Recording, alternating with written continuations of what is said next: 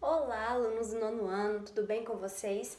Meu nome é Jaqueline, sou a professora de Ciências. Estamos aqui hoje para mais uma das nossas aulas.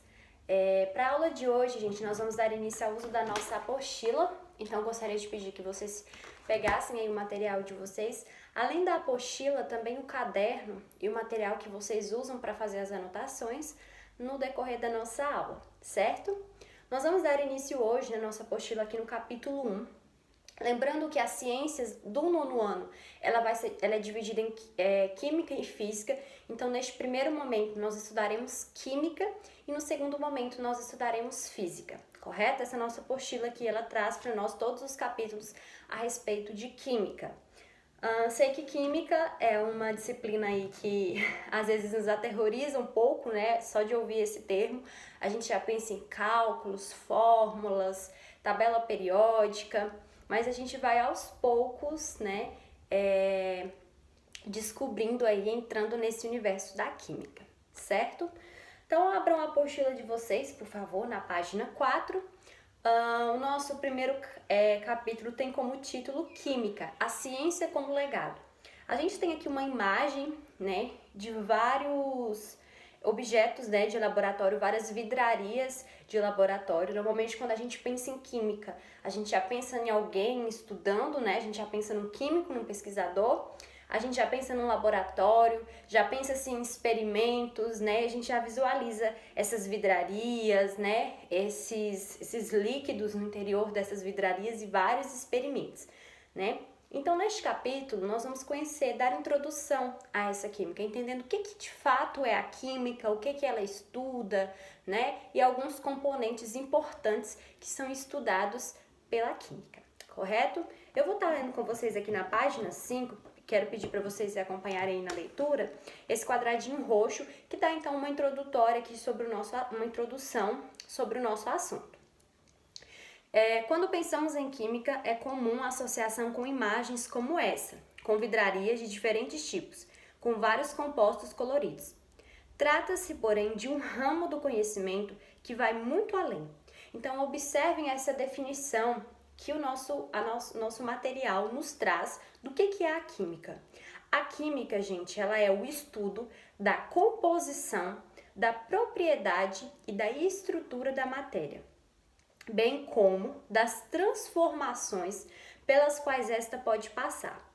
Ou seja, entendendo aí o que é a química. Então, a química, ela é a ciência, o ramo da ciência, onde nós estudaremos a matéria. Então, nós vamos estudar a matéria e mais à frente nós vamos compreender o que é essa definição de matéria. Mas dentro da química, nós estudaremos a matéria. E o que nós vamos estudar dessa matéria? Nós estudaremos os componentes da matéria, ou seja, do que ela é composta.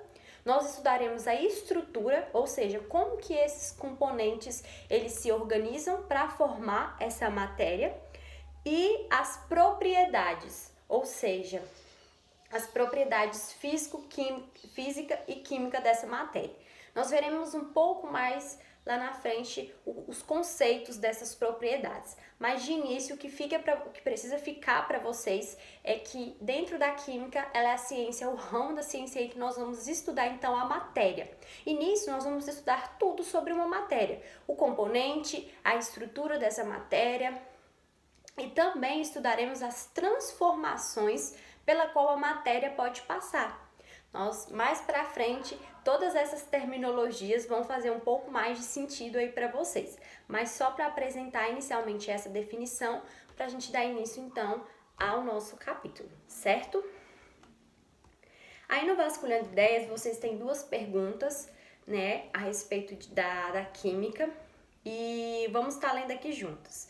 A primeira pergunta diz: você já ouviu falar sobre produtos sem química? Essa expressão é utilizada para designar que tipo de produto? Bom, normalmente as pessoas utilizam essa expressão, esse produto é sem química, quando elas querem dizer que ele é um produto que não tem ali nenhum composto químico. Ou seja, que todos os ingredientes daquele produto são ingredientes naturais. Então aí usa-se essa expressão, né? Esse produto não tem química, ou seja, todos os ingredientes ali são ingredientes naturais. A questão 2, ela pergunta, pode ser considerado cientificamente correta essa expressão? Entendendo aí o que vocês compreenderam que é a química. Vocês acham que eu falo que um produto sem química é um produto que só tem aditivos, ingredientes ali naturais e sem nenhum aditivo artificial? Vocês acham que eu posso dizer que é um produto sem química? Ou será que os ingredientes naturais também são feitos de compostos, né, de químicos? O que vocês acham? Então, neste capítulo, a gente vai ao longo, então, desvendar um pouco dessas questões. Aqui na página 6 agora, vocês têm um pequeno texto, e aí eu gostaria de pedir que vocês fizessem a leitura do texto, pausem o vídeo, façam a leitura, para que juntos nós possamos responder a questão. Mas antes de responder, gente, é importante que vocês leiam o texto, tá bom? Então dá um pause aí no vídeo, façam a leitura desse texto e depois vocês voltam para juntos nós lermos a questão e respondermos, correto? Bom, então vamos lá. Respondendo a questão, né? O texto ele tem como título A Química como Construção Humana. Lá na questão ela diz o seguinte, o texto ele tem uma série de explicações para a química. A questão diz pra gente fazer em dupla, mas nós faremos aqui, a dupla serei eu e você. Escolham um material presente na sala de aula e levantem hipóteses sobre todas as transformações pelas quais ele passou, desde a extração da matéria-prima até a utilização final. Então, gente, vocês vão escolher aí um material. Eu vou escolher, na verdade, aqui pela gente, o papel. Nós vamos falar um pouquinho, então, sobre o papel. Aqui nos diz para a gente falar sobre todas as transformações, né, pela qual o papel passou, até chegar a essa folha de papel que nós temos acesso aqui, certo? Então, eu gostaria que vocês agora fizessem essa reflexão e anotassem aí na apostila de vocês. Quais são as transformações pelas quais vocês acham que o papel ele passa desde a matéria-prima, né? Ou seja, a matéria primária lá que é utilizada para fabricar o papel, até esse resultado que nós temos acesso. Quais são as transformações que vocês acham que ocorreram com esse papel? Façam aí essa pesquisa e anotem aí nas linhas, tá bom? Da apostila de vocês. Vou falar basicamente sobre o processo, então, pelo qual esse papel ele passa, né, até chegar aí nas nossas mãos. O papel, como a gente sabe, ele é feito, né, ele é a matéria-prima que é retirada, né, para fazer o papel é a celulose. Porém, essa celulose, vocês vão lembrar aí, né, na célula vegetal, ela está presente na célula vegetal. Então, para nós termos esse papel, nós precisamos, então, de árvore, certo? Porque é dessas árvores que nós retiramos a celulose, que é a matéria-prima utilizada para fazer o papel. Então, o tipo de árvore que normalmente, né, se utilizam para fazer o papel são eucalipto. Então, utilizam-se ali as plantações de eucalipto para fazer esse papel que nós temos aqui acesso, correto? Então, primeiramente, se a gente for pensar, o que tem que ser feito primeiro? A extração, né, desses eucaliptos, eles são retirados, então, da vegetação, lá da plantação, são colhidos, são levados, então, para a fábrica, né, para a indústria, onde vai ser produzido esse papel. Lá nessa indústria, eles vão cortar, né, esses eucaliptos, ficar ali com os troncos. Esses troncos vão passar por um processo de limpeza, mesmo para tirar, né, a sujidade maior, as impurezas maiores. Depois vai passar por um processo onde esse tronco dessa árvore ele vai ser cortado, picado em estruturas bem pequenas, em estruturas bem menores ainda. E depois essas estruturas elas vão passar por vários processos. Qual é o objetivo? O objetivo é extrair a celulose dessa madeira. E aí, a partir da celulose, vai se formar uma, que a gente fala de polpa de celulose ali, um conteúdo. Depois que eu consigo extrair, depois que essa madeira, esses pedaços de madeira passam por vários processos e eu consigo separar a celulose ali, eu pego essa celulose, ela vai passar também por outros processos, né? Processos em alta temperatura, depois por um processo de secagem, depois por um processo vai ser prensada essa celulose, até que vai dar origem então a esse papel que nós temos acesso, correto? E para chegar a esse papel, vários compostos químicos precisam ser misturados. Por exemplo, para que o papel fique branquinho, são adicionados compostos químicos. Os papéis coloridos também são adicionados outros compostos. Então, é importante a gente lembrar também que cada papel ele tem a sua gramatura, né? Tem papéis mais grossos, mais finos, de cores variadas, de tamanhos variados. Então, tudo isso vai ser definido lá na indústria, né, que produz esse papel, correto? Então, basicamente, gente, falando um pouco, então, sobre essas transformações que esse papel ele sofre até chegar aqui nas nossas, né, no mercado, no nosso comércio, para que nós tenhamos acesso. Então, ele passa por essa transformação de extração dessa madeira, depois de limpeza dessa madeira, depois de extração, então, da celulose, né, a separação da celulose. Depois essa celulose passa por diversos processos ali, químicos e físicos, para que nós tenhamos acesso, então, ao nosso papel, correto? Então, vamos passar agora para a página 7. A página 7... nós temos aí um pequeno texto que eu quero que vocês façam a leitura, correto? E nós temos aí um esqueminha que vai falar sobre o método científico.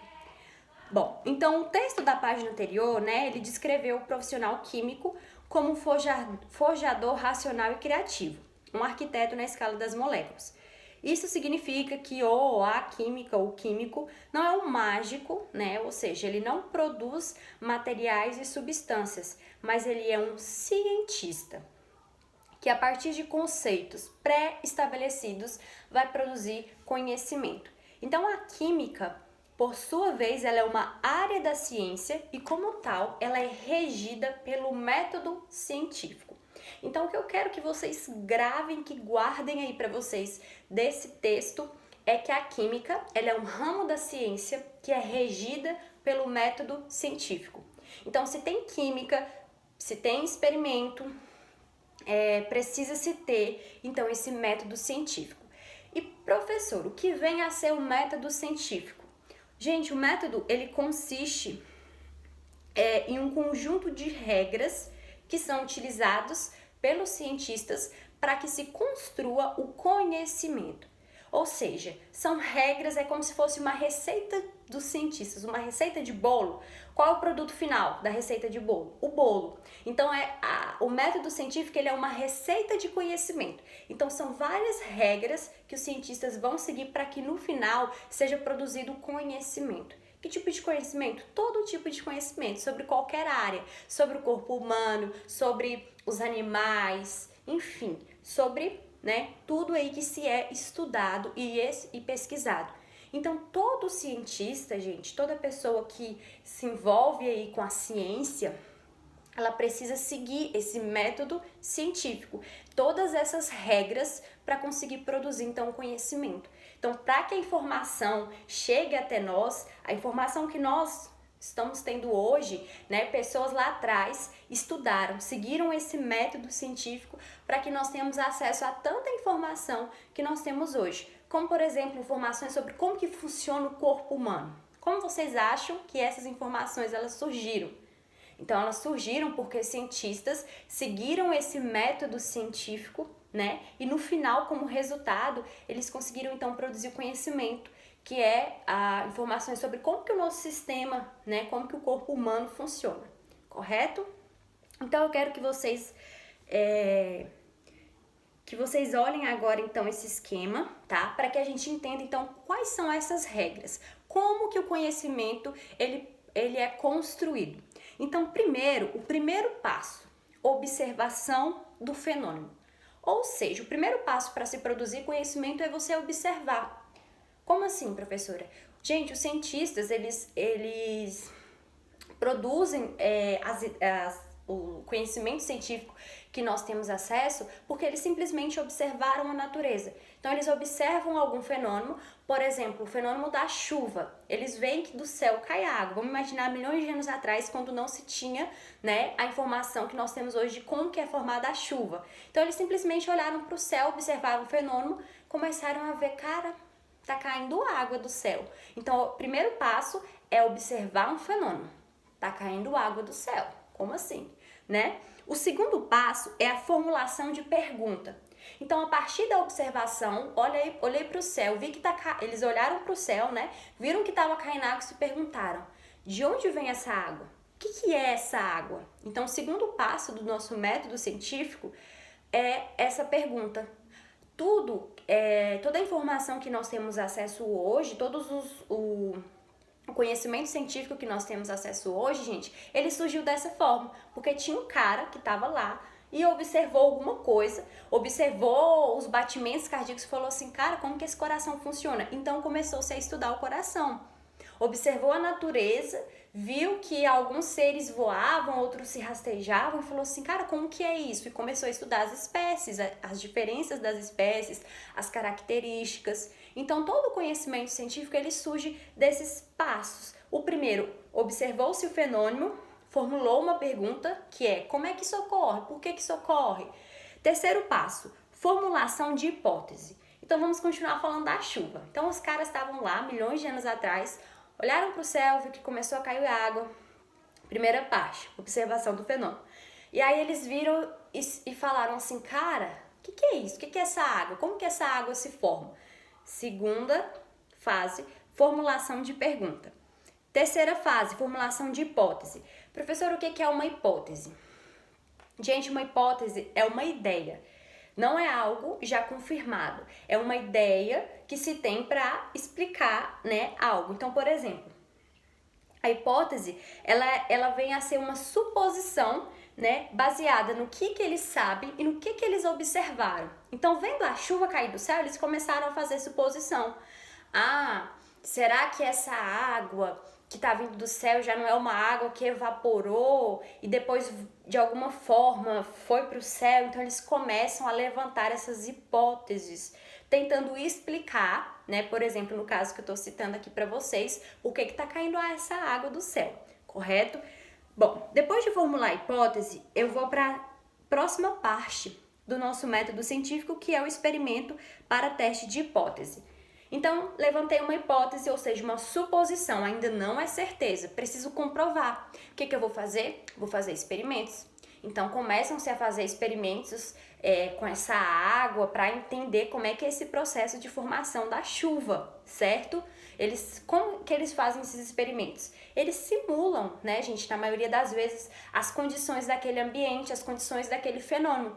Por exemplo, saber como é que formar a chuva. Então, eles simulam, né, simularam há milhões de anos aí atrás as condições para entender então como que essa chuva ela era formada. Depois do experimento para teste de hipótese, vem a análise dos resultados e conclusão. Então eles fizeram um experimento ali, viram que deu certo. Então agora, na verdade, eles fazem o experimento, eles analisam e aí eles vão chegar a uma conclusão sobre aquele experimento. E aí nós vamos para a última parte, que é a divulgação dos resultados. Então fizeram os experimentos, viram como é que era formada essa chuva, descobriram aí sobre o processo de formação da chuva, sobre essa água que evapora, depois, né, ela volta, se condensa, estudaram todo esse processo, analisaram esses resultados, chegaram a uma conclusão, a água se forma dessa forma, ciclo da água. E aí divulgaram esses resultados, que é o que nós temos acesso hoje, como por exemplo, né, o ciclo da água que nós estudamos.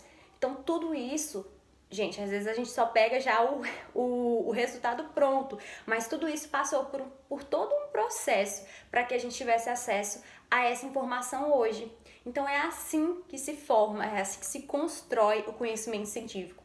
Não é simplesmente olhar para algo e falar assim, eu acho...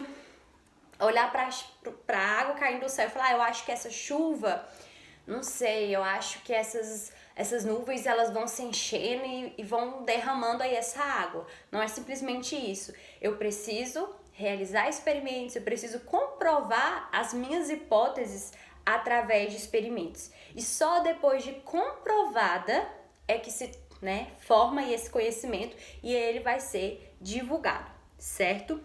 Aqui, ó, a partir da formulação de hipótese, vou tentar novamente se a hipótese for falsa ou parcialmente verdadeira, né? Eu vou, então, divulgar esses resultados, correto? Então, vamos passar agora para a página 8. Na página 8, a gente vai falar um pouquinho sobre a história da química, certo? A história da química, então, gente, ela começa ali com a alquimia. Professor, o que é a alquimia? A alquimia, ela era um princípio filosófico científico que buscava a mudança da matéria. Então, a alquimia, ela não se constitui como ciência. Anotem isso, fixem isso aí na cabeça de vocês. A alquimia, ela não é uma ciência. Por quê? Olha o que traz aí na apostila. A alquimia, ela era a prática pela qual antigos sábios manipulavam compostos em busca de alguns ideais, muitos intangíveis. Entre os objetos, né? Então, entre os objetivos aí traçados pelos alquimistas, existiam duas coisas, gente.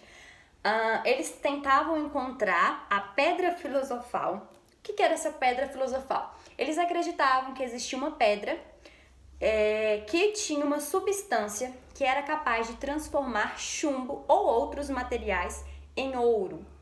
Então, eles acreditavam nisso. E eles também acreditavam no elixir da longa vida. Ou seja, eles acreditavam que existia um elixir capaz de fazer com que nós, seres humanos, alcançássemos a vida eterna. Então, por que vocês já entenderam aí por que a alquimia, ela não é considerada uma ciência? Porque existia, gente, um pouco de misticismo, de religiosidade. Então, a alquimia, ela misturava várias ciências dentro dela e tinha-se um pouco de misticismo para explicar algumas coisas. Eles acreditavam que existia uma pedra que transformava vários componentes em ouro. Eles acreditavam que existia um elixir que era capaz de proporcionar a vida eterna, ou seja, o ser humano ele não ia morrer, e de fato eles acreditavam nisso. Eles faziam experimentos buscando encontrar isso. Então, porém, apesar da alquimia não ser considerada uma ciência, ela foi muito importante para o surgimento da química. Porque apesar desses antigos sábios, né, eles acreditarem nessas coisas que nós sabemos hoje que são um pouco, né, inatingíveis aí, eles faziam muitos experimentos. Eles começaram a fazer experimentos. E os experimentos que eles fizeram contribuíram para o surgimento da química.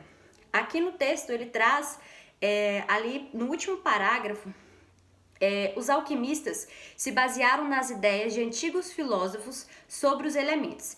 E apesar de contarem com forte viés espiritual e ritualístico, né, que foi o que eu falei para vocês, existia muito misticismo, eles foram responsáveis pelo desenvolvimento de muitas técnicas utilizadas até hoje na química, como a destilação e a sublimação. Então, a alquimia envolvia aí esse misticismo, né, esse lado espiritual, ritualístico, mas eles também desenvolveram lá, fazendo os experimentos deles, muitas técnicas que foram importantes para a nossa química de hoje, certo? Bom, então basicamente é isso. Então, a alquimia, eles tinham aí esses dois objetivos, né, transformação do metal em ouro, acreditavam nesse elixir de longa vida, né? Que se tomassem, eles ficariam aí imortais. Seria até bom, né, gente? Mas nós bem sabemos hoje que a realidade não é essa. Não é considerado uma ciência, quero que fique gravado isso para vocês, pois não segue um método científico e muitas vezes se mistura com o misticismo. Então tem muito lado espiritual, espiritualidade, rituais envolvidos na prática da alquimia. Porém, foram importantes para a química? Foram importantes. Aí embaixo nós temos então uma tirinha, né, que eu vou estar fazendo a leitura com vocês. Acompanhem aí. Quando o primeiro, né, personagem diz: quando um fenômeno observável pode ser explicado por meio de uma expressão matemática, temos uma lei que nos diz como algo ocorre. O outro responde: quando um fenômeno pode ser explicado por meio de provas e evidências, temos uma teoria que nos explica por que algo ocorre. Professor, o que nós temos aí nessa tirinha basicamente falando? Eles estão eles estão apresentando para nós a diferença de uma lei e de uma teoria. Então eu vou ler aqui para vocês a diferença.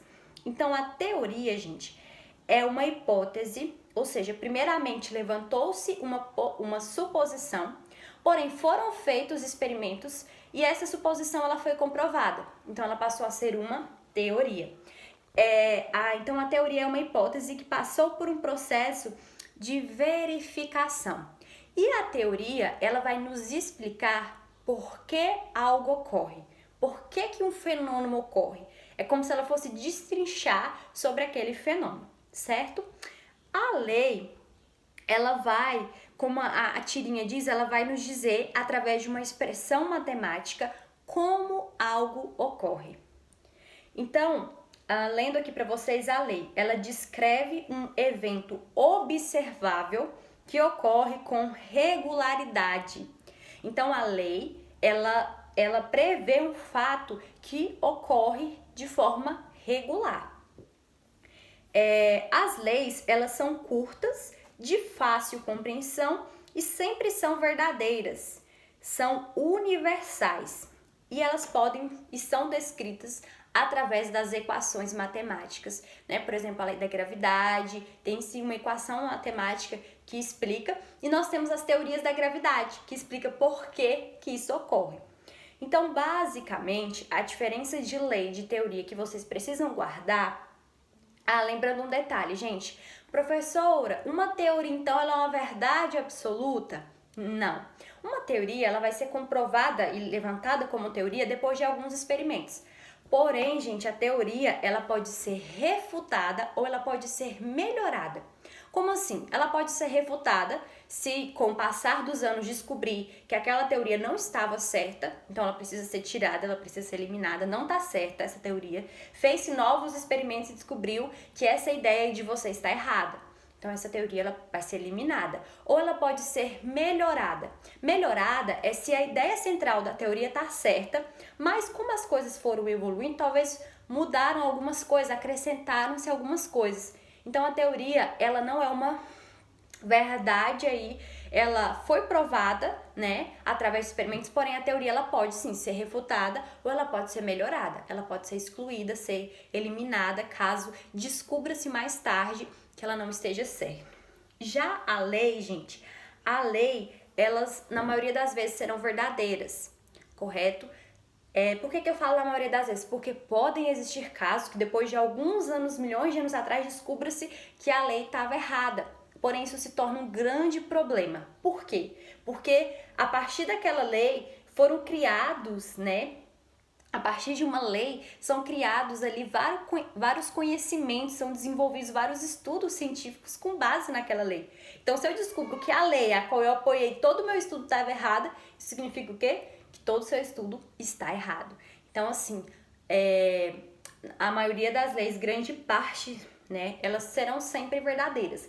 Mas, enfim, pode existir aí um caso em que essa lei não seja verdadeira. E aí, todos os estudos que foram feitos baseados naquela lei também estão errados. A gente tem a lei da gravidade, a gente tem as leis de Newton, né? Então, que fique aí. A lei, ela nos diz, através de uma expressão matemática, como algo ocorre. E a teoria, ela nos diz, através de provas e evidências, por que algo ocorre, certo? Próxima página, página 9. Na página 9, então, a gente vai ter aí esse texto falando, então, sobre o surgimento da química. Quem foram as pessoas aí que participaram e que contribuíram para que surgisse essa ciência que nós temos hoje, que é a química.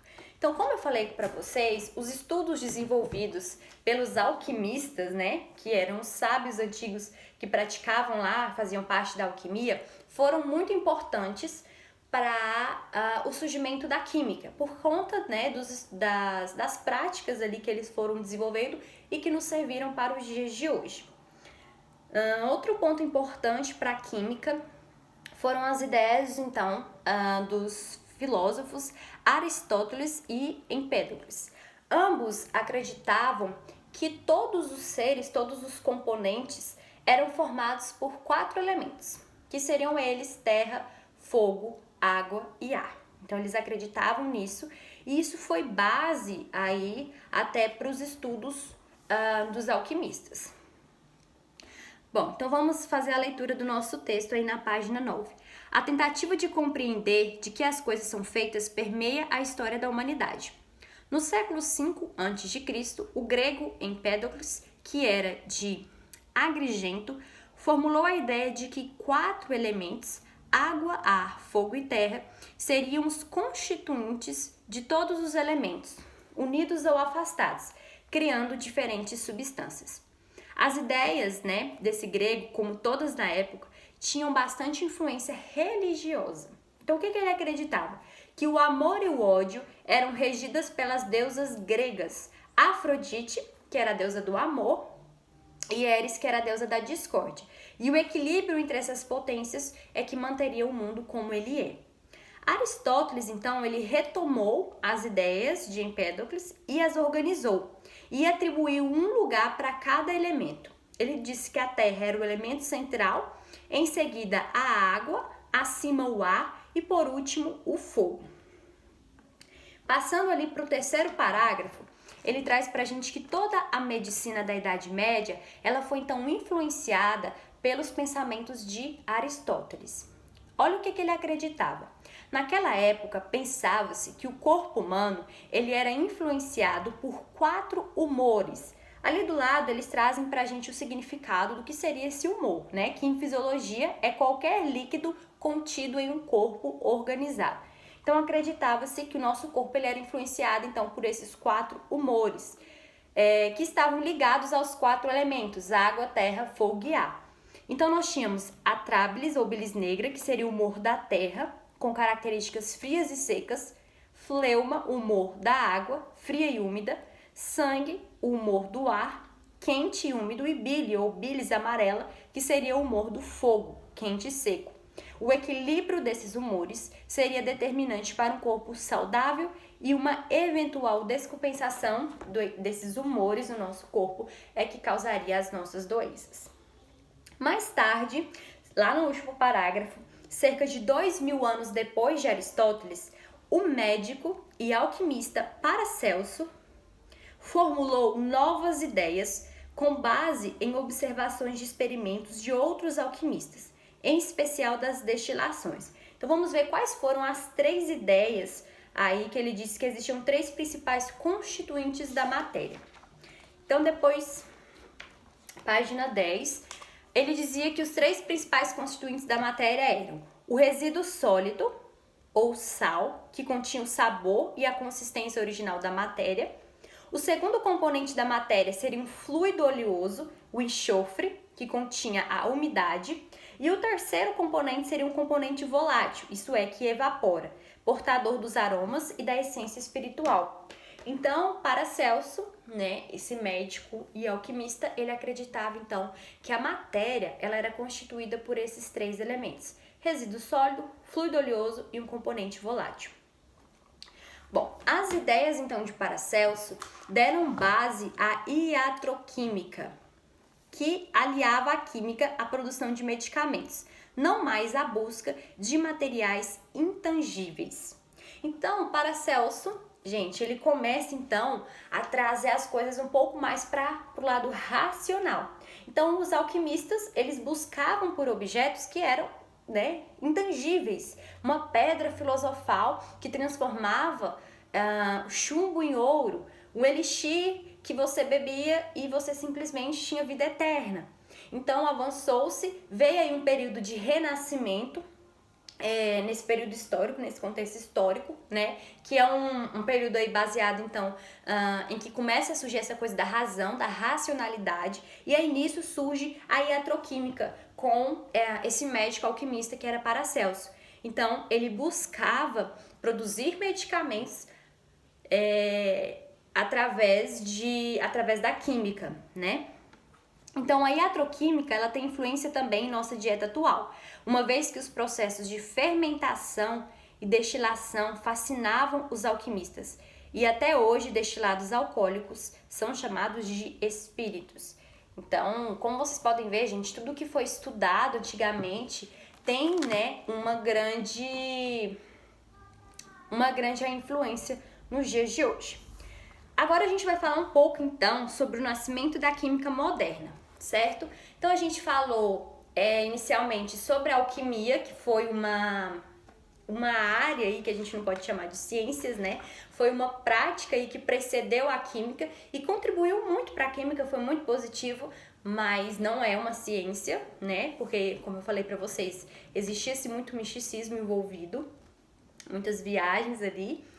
E aí a gente tem o nascimento da química moderna. O que eu preciso que vocês gravem aí, que é importante vocês entenderem? Nomezinhos.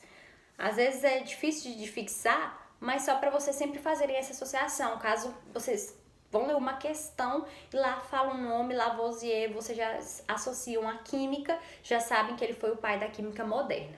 Então, lendo o texto aí com vocês, o nascimento da química moderna. Então, o chamado pai da química, ele é o irlandês Robert, gente, não sei se a pronúncia é essa, mas Robert Boyle, responsável por introduzir o método científico no estudo da área, afastando-se da alquimia. Olha aí como esse cara ele foi importante. O que ele introduziu?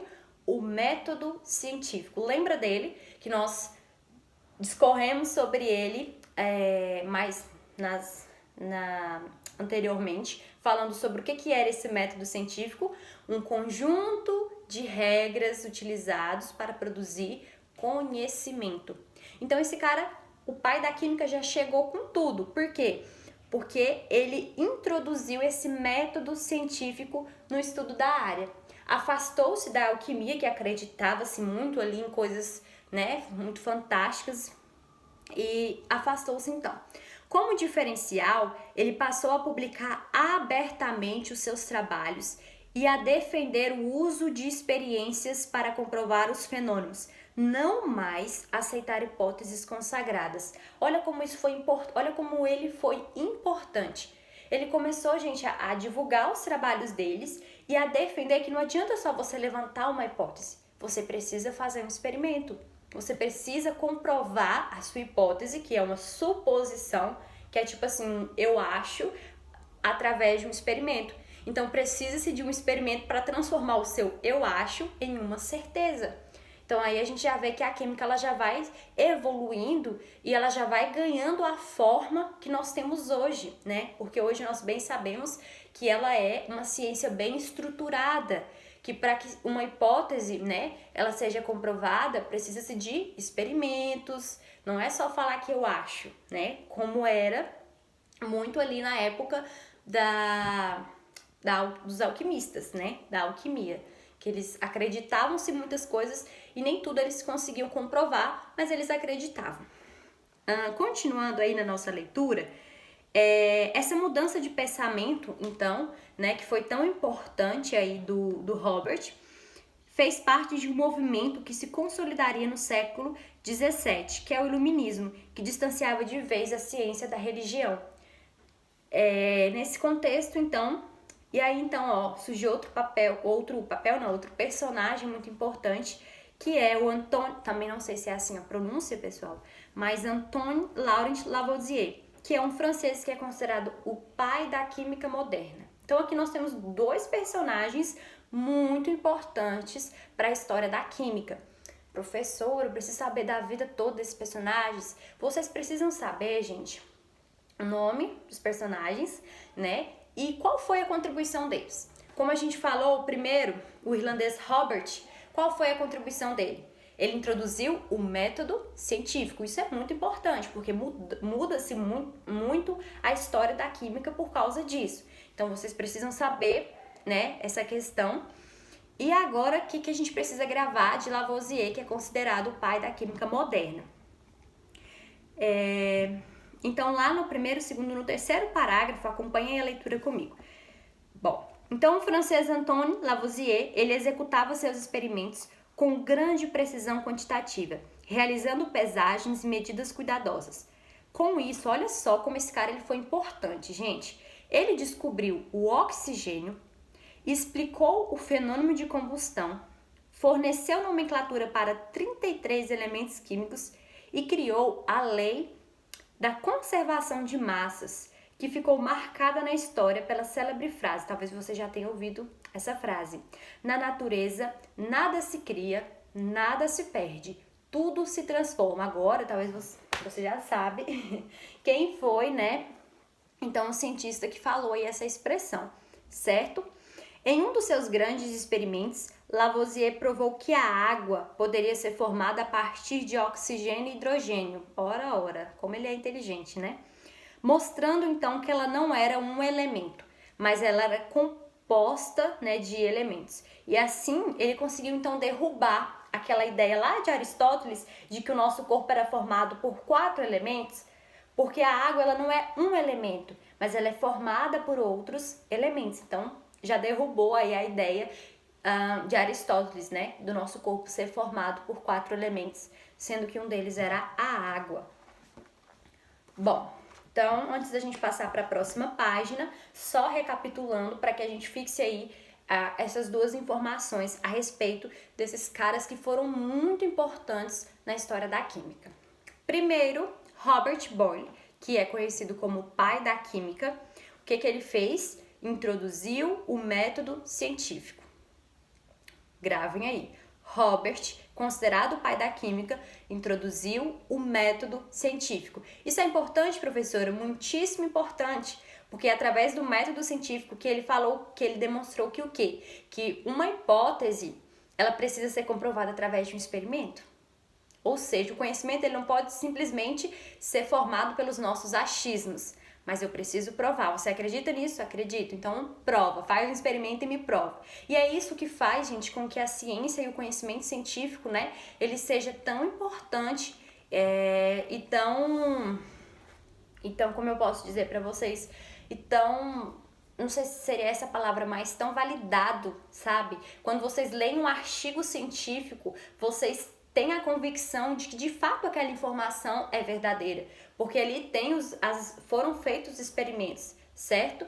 Então isso foi muito importante para que a gente não misture o que eu acho com o que de fato é.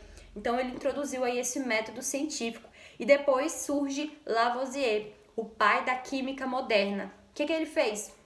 Quase nada, só descobriu o oxigênio, descobriu 33 elementos da nossa tabela periódica, só algumas coisinhas, né? Mas ele foi muito importante, então gravem esses 2 nomes e a importância deles. Lavoisier, ele descobriu o oxigênio, explicou o fenômeno da combustão, como ocorre essa combustão, forneceu nomenclatura para 33 elementos químicos, e criou a lei da conservação de massas, que diz que na natureza nada se perde, né? Nada se cria, tudo se transforma. Então, passando agora para a página 11, lendo esse textinho aí, a química moderna.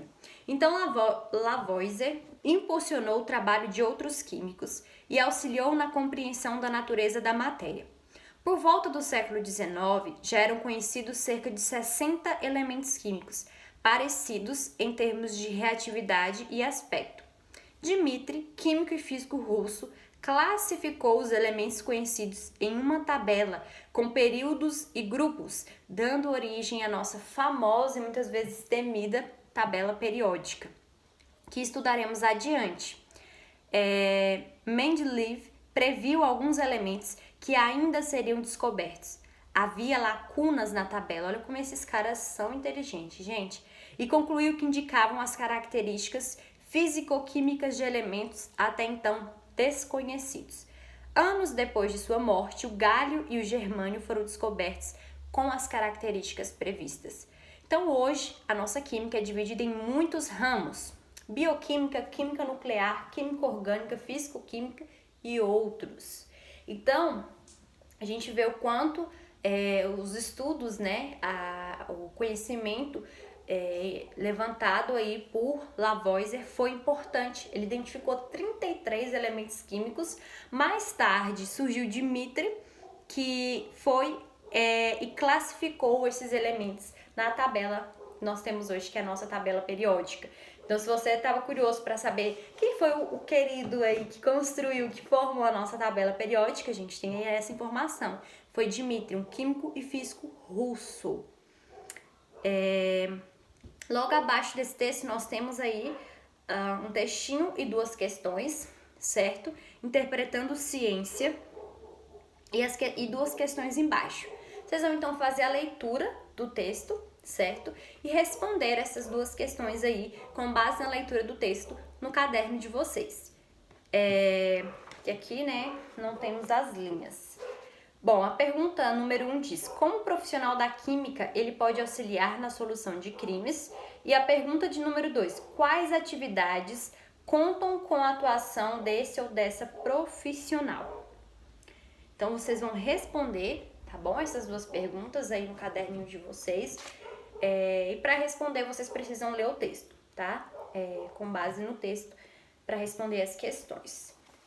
Gente, então é isso para a nossa aula de hoje, que é essa aula mais introdutória. Vamos fazer agora só recapitulando aqui rapidinho. É uma aula mais introdutória sobre o que é a química. Nas próximas páginas aí nós vamos começar a estudar mais a fundo a química. Então, só recapitulando com vocês, o que é a química? É um ramo da ciência, né, que estuda os componentes, a estrutura da matéria, certo? Além disso, é o ramo da ciência que estuda as transformações pelas quais a matéria ela sofre, ela passa. Se a gente for falar sobre a história da química, ela inicia-se lá milhões de anos atrás, né? Na época dos alquimistas, que eram os antigos sábios que acreditavam na alquimia. Eles acreditavam na pedra filosofal e no elixir da vida. Então, os estudos deles envolvia-se muito essa questão mística. Com o passar do tempo, foram surgindo aí novos estudiosos, e aí, com o avançar, né, da ciência, surgiu o pai da química, né, que é o Robert. E quando o Robert surge, ele introduz o método científico na química. Então ele diz que para que uma hipótese seja comprovada, eu preciso fazer experimentos, certo? E depois disso surge o pai da química moderna, que é o Lavoisier, que foi muito importante, descobriu o oxigênio, nomeou, né, identificou 33 elementos químicos e é considerado o pai da química moderna. Então, resumindo basicamente, foi esse contexto histórico que nós vimos na nossa aula de hoje. Vocês terão uma atividade para realizar em casa, certo? Uma atividade para casa, que é responder, com base no que nós estudamos juntos e lemos, vocês vão responder as páginas 12 e 13, tá bom? Vão responder aí na apostila de vocês, página 12 e 13, para a nossa próxima aula. Então, amanhã, certo? Eu já vou olhar a apostila de vocês. Quem não está fazendo presencial, né? Tá tendo aula à distância, me manda foto, por gentileza, da apostila respondida, tá, pessoal? Por quê, professora? Porque todas essas atividades que eu passo para casa, vocês serão avaliados, certo? Serão alguns pontinhos que vocês têm, e à medida que vocês já começam com eles, né, na verdade. À medida que vocês não vão realizando as atividades, vocês vão perdendo, tá? Então, sempre que eu passar, nem sempre, mas a maioria das atividades que eu passar para casa, elas valerão aí esses pontos que nós vamos estar conferindo se vocês estão respondendo, tá bom? É claro que nós vamos corrigir depois juntos, tá? Nós vamos tirar dúvidas que ficaram de alguma questão que pode ter ficado, mas de início eu quero que vocês respondam vocês respondam aí sozinhos, tá? Se precisar, gente, voltem aos textos das páginas anteriores, deem uma lida novamente, porque tá tudo aqui, tá? Para vocês responderem as perguntas. Então é isso, essa foi a nossa aula de hoje. Um grande abraço para vocês, espero que vocês tenham gostado da nossa aula. Um abraço, um beijo e até a próxima aula. Tchau, tchau!